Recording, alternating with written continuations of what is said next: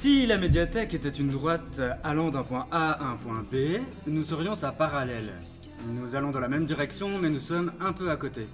Notre point de vue est différent et on essaye d'être un peu en décalé. On est un peu les VRP de la médiathèque. D'ailleurs, je me suis rendu compte le week-end dernier, parce que j'ai tenu un bureau de vote à Vincennes, qu'il y en a vraiment besoin.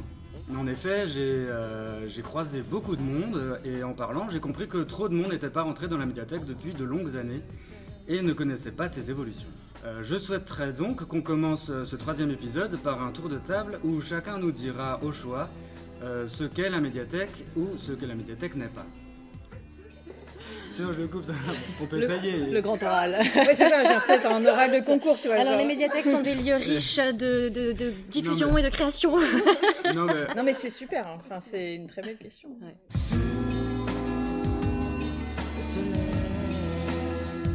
Et donc autour de la table aujourd'hui, Laurie, responsable de l'espace adulte. Bonjour. De l'espace jeune, pardon. Trop intense.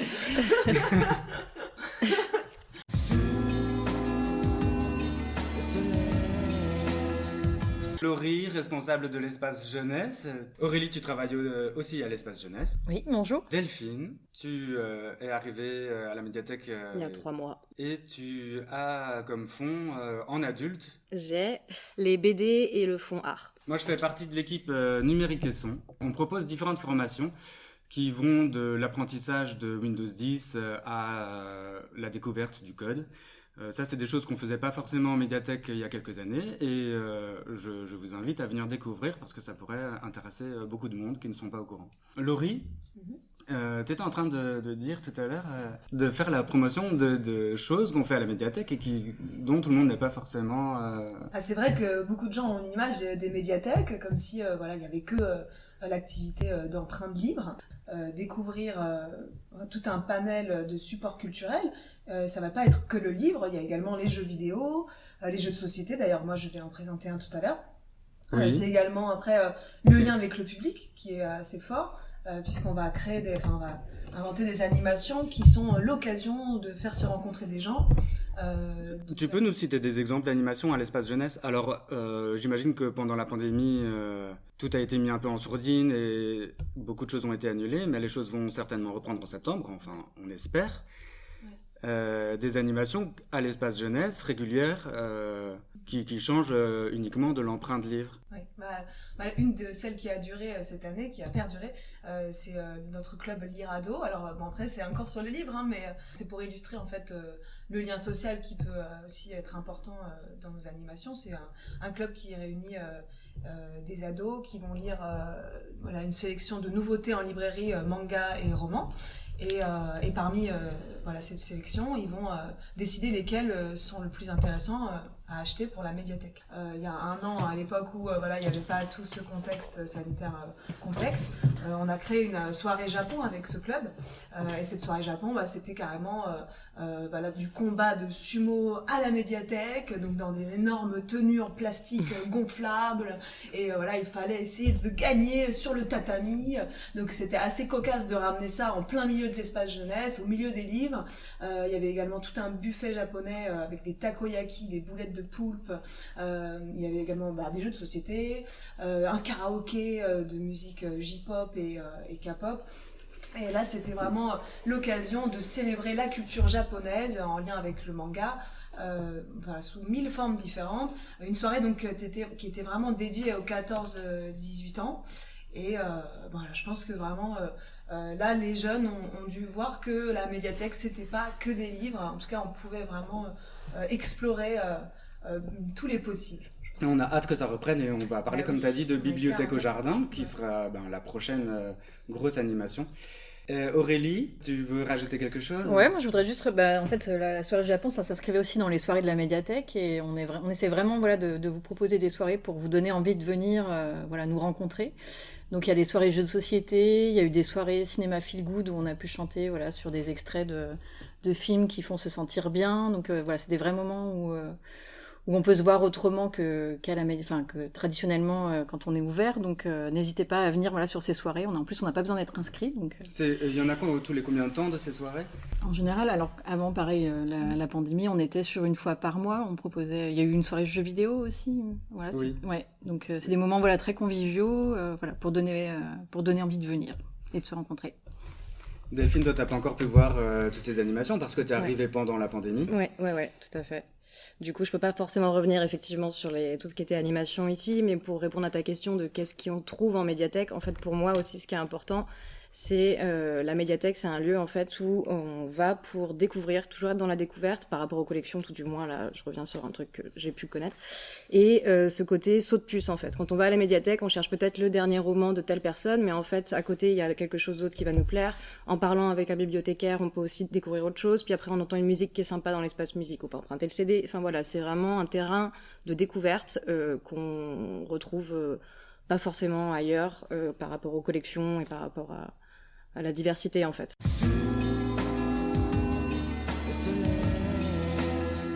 Dans cet esprit de médiathèque qui devient un lieu culturel plus généraliste, Laurie, tu vas nous présenter un jeu de société qui sera disponible, auquel on pourra jouer dans le jardin de la médiathèque pendant les semaines du mois de juillet. Alors, pas tout à fait. Pas tout à fait. En fait, c'est vrai que alors, pourquoi j'ai choisi un jeu de société aujourd'hui? C'est vrai que c'est aussi pour parler de cet événement estival, la bibliothèque au jardin, qui commence mercredi 7 juillet.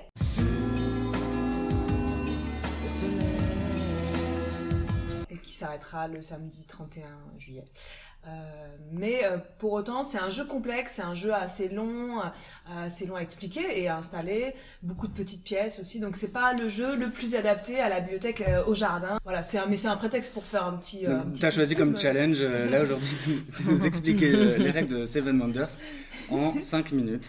Non, mais alors pas du tout, je vais pas expliquer les règles, je vais juste expliquer un peu le but du jeu, mais je vais pas rentrer dans les détails des règles. Je pense que ça, il faut vraiment avoir le plateau sous les yeux et puis avoir le plaisir de jouer ensuite, enchaîner sur le jeu. Donc, mais c'est juste pour expliquer un peu le but du jeu. D'accord, avec plaisir. Ouais. Alors la bibliothèque au jardin, juste quand même, oui. J'en parle un peu plus. Voilà, c'est plein de jeux d'extérieur qu'on va sortir, donc comme un morpion géant, un jeu de baby-foot en bois. Il y aura également des jeux d'adresse. Après, tous les jeux de société qu'on sort sont des jeux plutôt rapides, faciles et plus pour les petits parce que, un petit à partir de 4 ans jusqu'à oui, si après il n'y a pas d'âge, on peut jouer à n'importe quel âge, mais voilà, c'est des jeux plutôt rapides. Et également plein de transats, on n'est pas obligé de jouer, on peut tout à fait aller à la bibliothèque au jardin pour se reposer, prendre le soleil, lire un livre, écouter la playlist musicale qui a été préparée par l'équipe musique. Et voilà, c'est vraiment un moment de détente au jardin et ce sera le mercredi et le samedi. Mercredi et samedi, de quelle heure à quelle heure? Le matin 10h30, 12h30, 15h, 18h.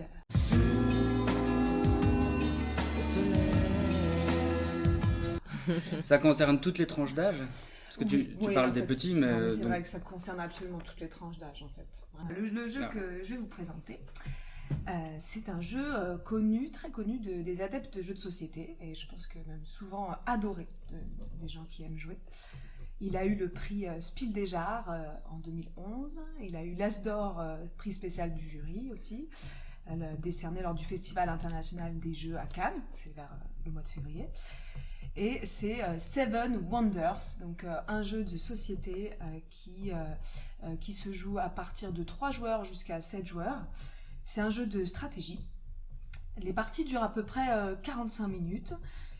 C'est plutôt pour les grands, c'est à partir de 10 ans, même si j'ai déjà vu des enfants de 8 ans y jouer, notamment pendant nos animations Party Time qui avaient lieu avant le Covid, pendant les vacances scolaires. Donc ce jeu a été réédité là pour ses 10 ans avec tout un nouveau graphisme.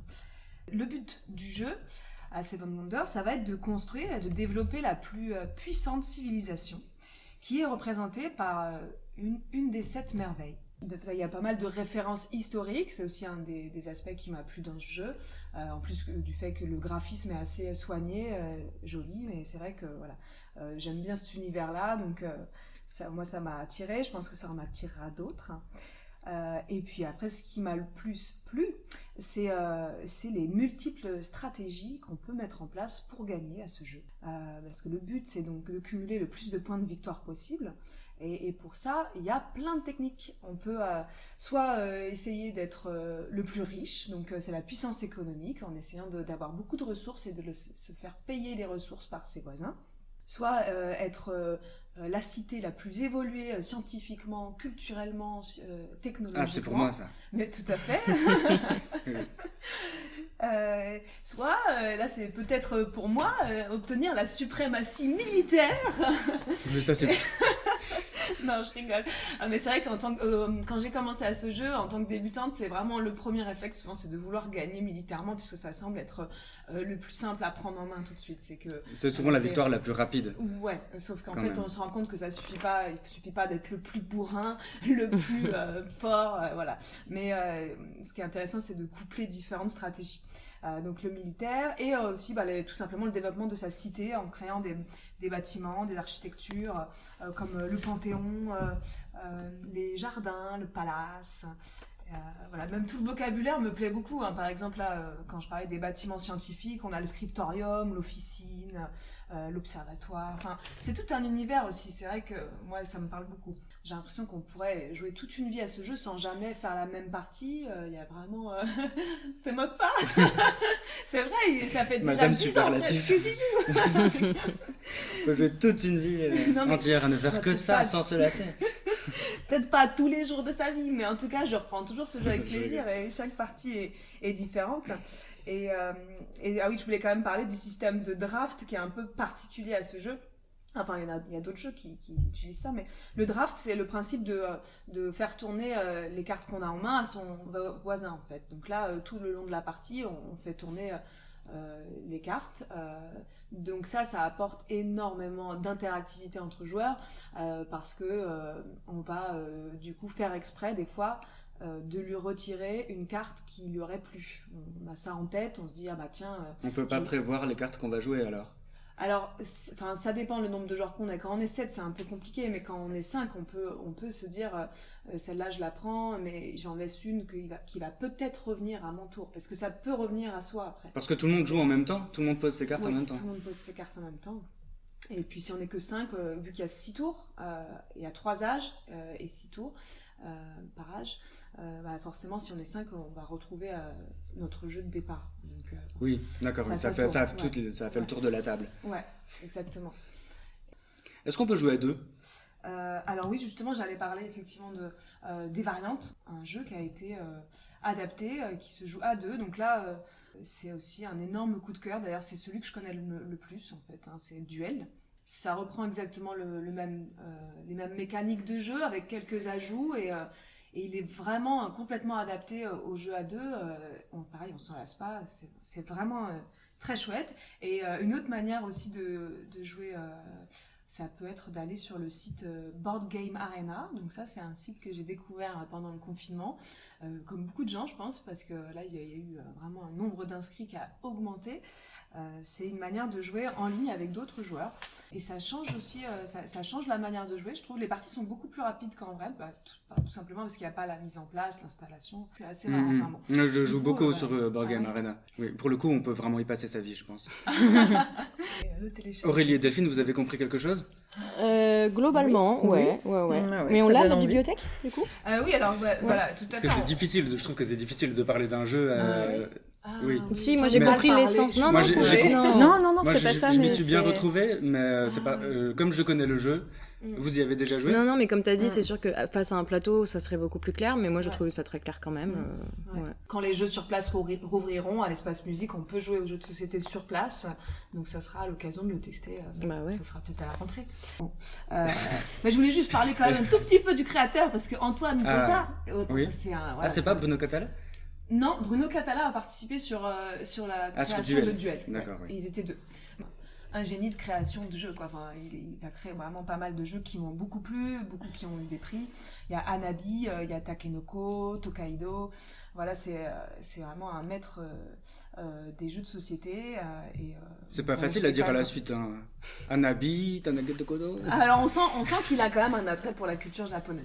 C'est vrai que là, je vous en ai cité 3 qui sont sur la culture japonaise, effectivement. J'avais juste envie de faire une petite pointe littéraire, parce que quand même, je suis bibliothécaire, nous l'oublions pas. Le livre, avant tout. Non, je rigole.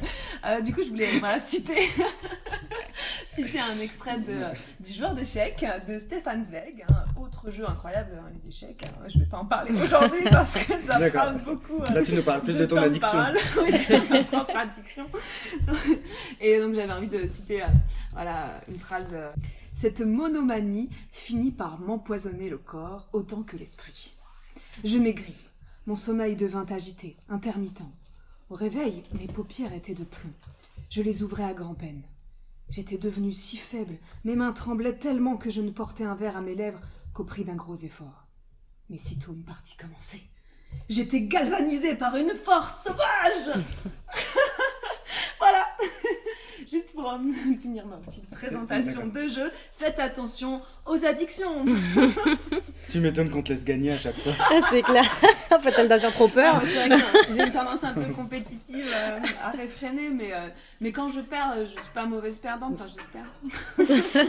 Enfin, vous verrez en tout cas si vous me rejoignez. Bon, on va voir, on va vérifier ça. Vous pourrez voir en vrai comment je suis.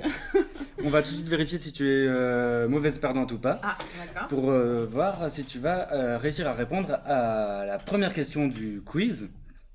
Ça concerne un film. Le film commence avec un proverbe qui est « Qui a 2 femmes perd son âme, qui a 2 maisons perd sa raison ». Est-ce que ça vous dit quelque chose ? On peut avoir un indice supplémentaire ? Ouais. Oui, c'est un film français sorti le 29 août 1984. Un nom d'acteur ? Un nom d'acteur. Il y a, comment il s'appelle, Fabrice Lucchini qui joue dedans.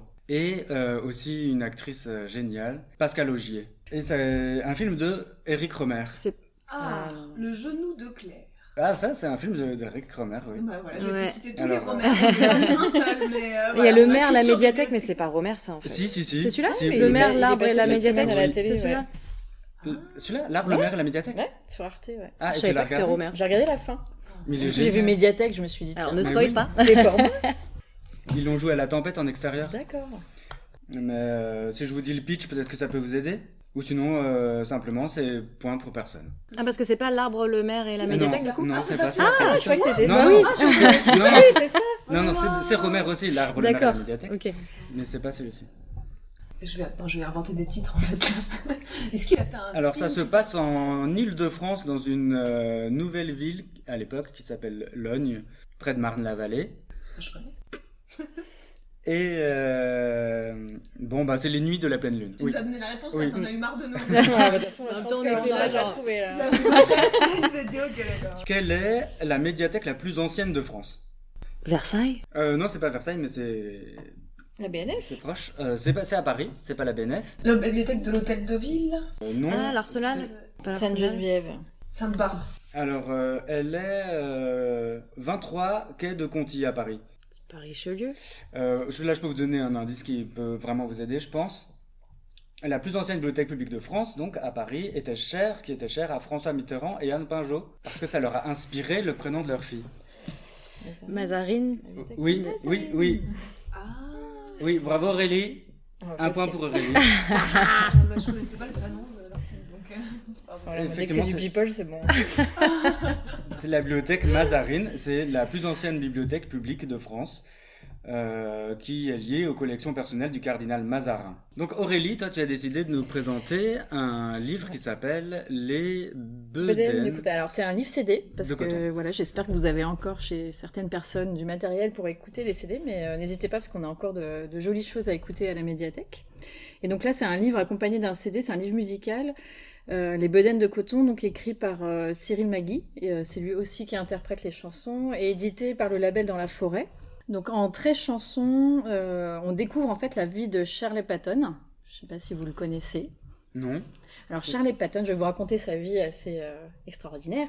Shirley Patton, donc c'est un homme qui a vraiment existé, qui a vécu au début du XXe siècle dans l'État du Mississippi aux États-Unis. Donc c'était un homme noir assez pauvre qui était destiné à aller travailler dans les champs de coton. D'où les bedaines de coton, parce que les bedaines de coton, en fait, c'était comme ça qu'on nommait les riches propriétaires blancs. Et lui a décidé, en fait, c'était un très bon musicien à la guitare, et c'est le début aussi de la musique blues. Donc il a décidé de prendre sa guitare et de partir sur la route. Et en fait, il a connu un vrai succès dans les villes. C'est devenu un des pères fondateurs de la musique blues. Et donc, c'est à travers 13 chansons, Cyril Magui, donc le chanteur et l'auteur, nous permet de découvrir la vie de ce bluesman, et nous permet, c'est une vraie initiation à la musique blues en fait. On rentre vraiment dedans. On retrouve, alors il y a des chansons à la fois très lancinantes, très calmes, très rythmées, lentement comme dans les champs de coton, et il y a aussi des rythmes très très entraînants. On a envie de danser. Et on retrouve aussi l'atmosphère qu'il pouvait y avoir à cette époque. Donc... C'est un livre audio ? C'est un livre audio. Il y a le CD Ouais. et l'histoire dans le texte. En fait, c'est que des chansons. Il n'y a pas de texte entre les chansons. Il n'y a pas de texte. C'est vraiment à travers les... Il y a des illustrations quand même. Il y a des illustrations. C'est une nouveauté qu'on a à la médiathèque. Ça fait 2 ans. Enfin, c'est plutôt récent. C'est plutôt récent. Et en fait, ils étaient passés l'année dernière. L'Action culturelle l'avait programmé pour les scolaires. Et il y avait eu un spectacle. Et je vous le conseille. C'est pour ça aussi que j'en reparle aujourd'hui, parce qu'en fait, ils vont repasser dans le cadre du festival Pestacle. C'est au Parc Floral, ça ? Au Parc Floral, c'est ça, voilà. Et ils vont passer le mercredi 21 juillet à 14h. Et je vous conseille vraiment, en famille, à partir de 6 ans, c'est un spectacle. Même les adultes ne s'en iront pas. Et c'est très participatif. Cyril Magui, en plus, il a travaillé beaucoup dans l'éveil musical pour les enfants, donc il sait très bien faire participer. Et du coup, c'est très très chaleureux comme spectacle. En plus, on découvre des instruments assez originaux qui servent pour la musique blues. Notamment, un peu comme un séchoir avec, je sais pas comment ça s'appelle, mais où on met du métal sur les doigts et en fait, on fait glisser les doigts sur une planche en métal. Mais donc on découvre beaucoup d'instruments et c'est on est vraiment dans une atmosphère très blues. D'accord, merci beaucoup, ça donne envie. Je vous fais écouter un petit extrait ? Oui. Est-ce qu'on peut écouter un extrait ? Mon nom est Charlie, je suis né dans le Mississippi. Mon nom est Charlie, je suis bluesman dans la vie. Mon nom est Charlie, Charlie Patton, je suis né dans les champs de coton. Charlie Patton, comme disent les anglophones.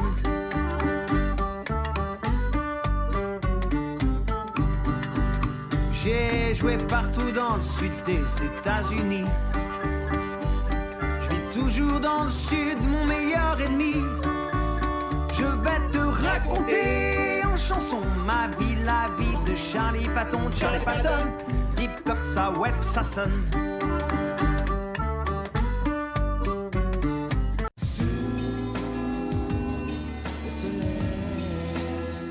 Qui est l'auteur de la bande dessinée Blast ? Larsenet. Non. Ah, Blast, si, oui, t'as raison, Blast, ouais, c'est Larsenet. Ouais, je confonds avec Black Sad. Alors là, c'est parti. J'ai gagné. Bravo Oh là là. Excellente BD, D'autres Blast. comme ça, là. J'adore. Ah ouais, c'est incroyable. Ouais. Vous l'avez lu ? Ouais. Oui. Ouais, moi aussi. Très sombre, mais Exceptionnel. magnifique. Ouais. Et donc on l'a aussi à la médiathèque. Oui, bien sûr. Si on l'avait pas, je l'aurais acheté. Mais, mais non, on l'a bien. Et toi, donc est-ce que c'est une BD que tu voulais nous présenter ou t'es... Pas du tout. Pas du tout. Par contre, je vais rester dans le côté un peu sombre. Ça tombe bien, parfait. Non, moi, je vais vous présenter Sandrine Colette. Je sais pas si vous connaissez. Oui. C'est une autrice française qui est née en 70 et en fait, elle s'est fait connaître en 2013 avec sa première publication. Elle a commencé à être connue dès son premier livre. Son premier livre s'appelle Des nœuds d'acier. Je sais pas si vous l'avez lu autour de la table. Je l'ai lu, Ouais, voilà. Donc, C'est ouais. Laurie, elle a les yeux qui pétillent de oh là là. Des nœuds d'acier. Donc, en fait, Sandrine Colette, il faut savoir que quand elle a été publiée chez De Noël. Et De Noël ont recréé une collection, ont ressuscité une collection qui était en pause depuis 1998, qui s'appelle Sueur froide. Et ils l'ont donc remis en avant avec Sandrine Colette et Des nœuds d'acier. Parce que cette collection, c'est une collection de polars, ou tout du moins de romans sombres, noirs, enfin très très noirs et très très sombres. Donc ça tombe très bien avec Sandrine Colette, parce que dans Des nœuds d'acier, je vous en parle rapidement, c'est l'histoire donc d'un homme qui s'appelle Théo, qui vient de sortir de prison, parce que je me souviens plus trop, mais il a fait quelque chose par rapport à sa femme. Bon, c'est pas le sujet du livre, mais bref, il sort de prison et il décide de s'éloigner un peu de la ville et d'aller se ressourcer dans la campagne. Et en fait, la personne qui tient l'auberge, qui l'accueille, lui conseille un petit chemin de randonnée très sympa. Et puis à un moment, il va passer devant une petite maison et voilà, il faudra qu'il tourne à droite à arriver à cet endroit-là. Et donc il suit ce chemin de randonnée, sauf qu'en fait quand il arrive près de la petite maison et qu'il tourne à droite, il se fait assommer et il se réveille en fait enchaîné dans une cave, voilà. Donc ça commence comme ça et en fait c'est 2 vieillards qui ont cette fâcheuse habitude d'assommer les passants qui passent près de leur domicile et ensuite de les rendre esclaves, donc c'est-à-dire de leur faire tout le travail nécessaire à leur survie, donc labourer les champs, enfin récupérer les patates, tout ce genre de choses. C'est très très très sombre, c'est vraiment la descente aux enfers de cet homme qui d'abord essaye de se rebeller, de ne pas accepter cette situation. Et en fait, au bout d'un moment, il dit, voilà, arrivé un moment, on est tellement mis à la place d'un chien qu'on finit par devenir soi-même un chien. Donc c'est un excellent bouquin. Tous ceux qui l'ont lu, généralement, s'en souviennent, parce que voilà, ça fait une grosse claque. Moi, j'avais découvert Sandrine Colette avec ce livre-là, donc du coup, je me suis intéressée à ce qu'elle faisait au fur et à mesure, parce qu'elle est assez prolifique. Elle publie un livre par an depuis 2013, ce qui est, voilà, par Noton, je connais pas beaucoup d'autres auteurs qui font pareil, quoique peut-être. Donc vous avez Des nœuds d'acier, celui dont je viens de vous parler, qui a été sorti en 2013. Elle a fait ensuite Un vent de cendre en 2014, 6 fourmis blanches 2015, Il reste la poussière 2016, Les larmes noires sur la tête 2017, Juste après la vague 2018, Animal 2019. Et là, en 2020, il y a un petit changement. Elle quitte De Noël, donc la collection Sueur froide, et elle rejoint la maison d'édition Lattès, JC, pour, je sais pas, Jean-Christophe peut-être. Donc elle arrive chez Lattès, et en fait, en arrivant chez Lattès, elle le dit elle-même qu'elle passe de romans noirs très sombres, type un peu polar, à quelque chose de plus littérature générale. Mais quoi qu'il arrive, ça reste sombre. Elle essaye... Elle a dit elle-même qu'elle essayait des fois d'avoir des histoires un peu feel-good, mais qu'en fait, au bout du 3e chapitre, ça se finit mal. Donc elle est là, genre, bon, bah, je sais pas faire. Et donc celui dont je voulais plus précisément vous parler, c'est celui qu'elle a sorti donc en 2020. C'est son avant-dernier, parce que depuis, elle en a sorti un en 2021 qui s'appelle Ces orages-là. Mais celui de 2020, c'est Toujours les forêts. Je sais pas si vous l'avez lu. Donc je l'ai lu pendant le premier confinement, mars 2020, c'est, donc je vous raconte le résumé, Corentin, qui est un petit garçon dont la mère ne veut pas, le père est absent, voilà, ça commence les premiers chapitres, il est enfant et sa mère l'abandonne, vraiment, on le fait sortir de la voiture et puis elle repart.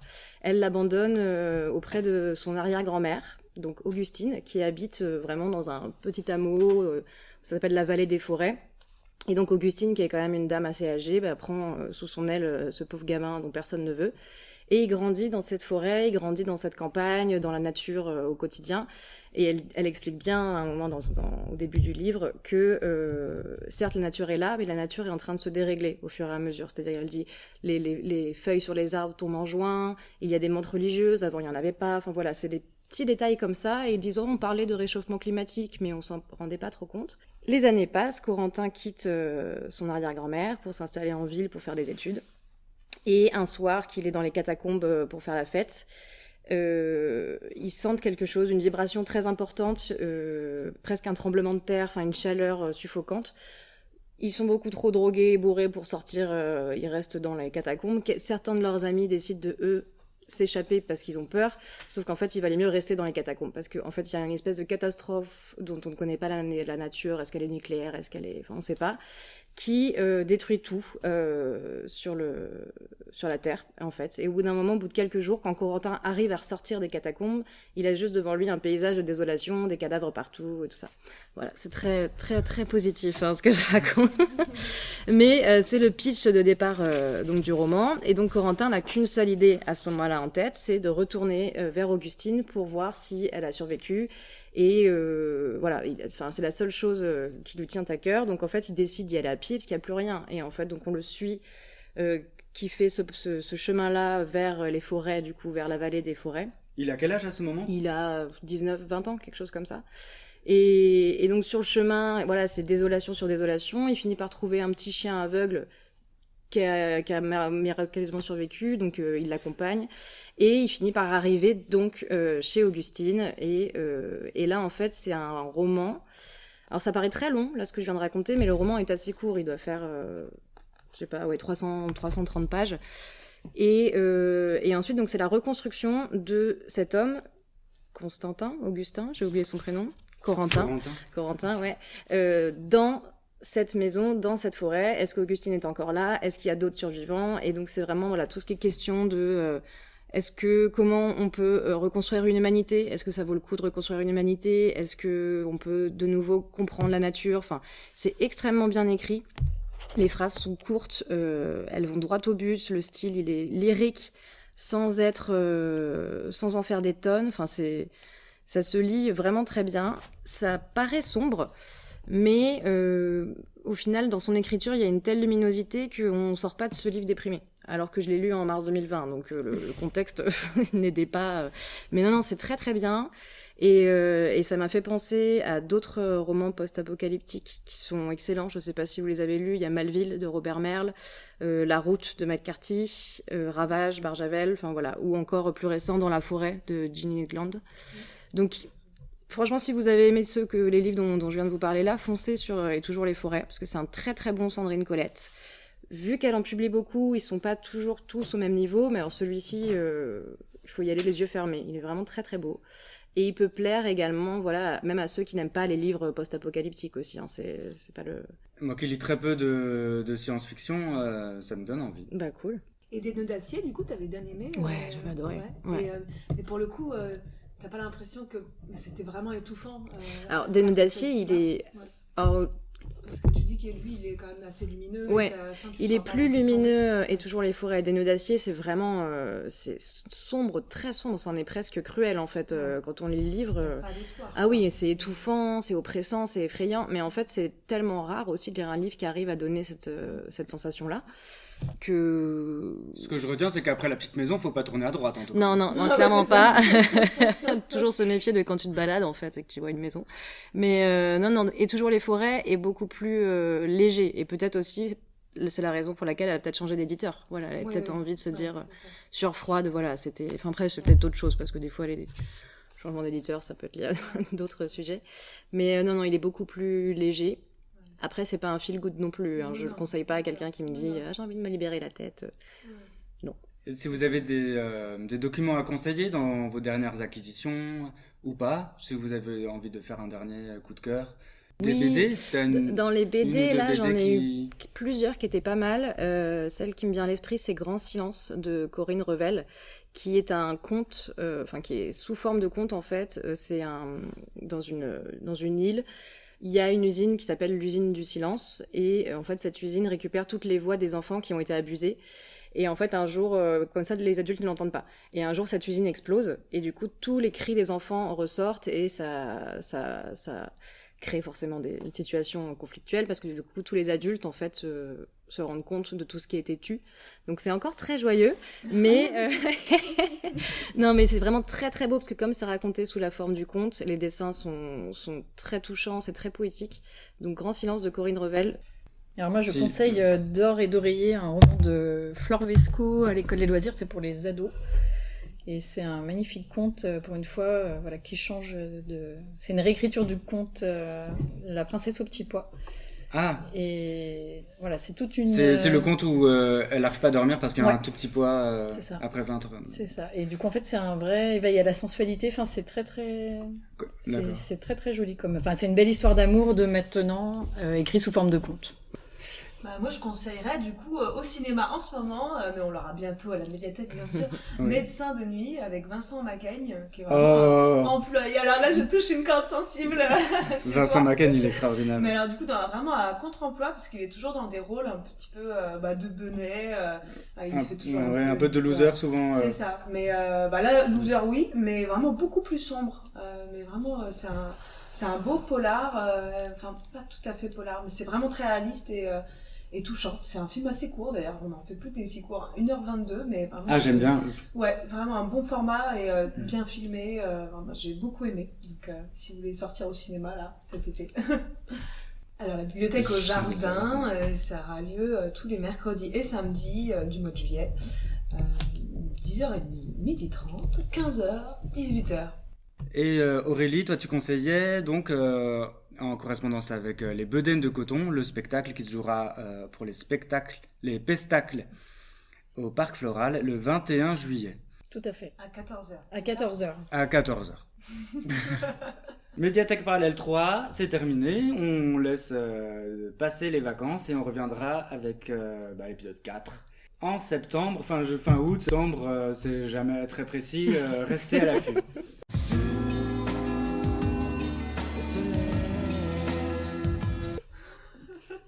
Vous verrez bien.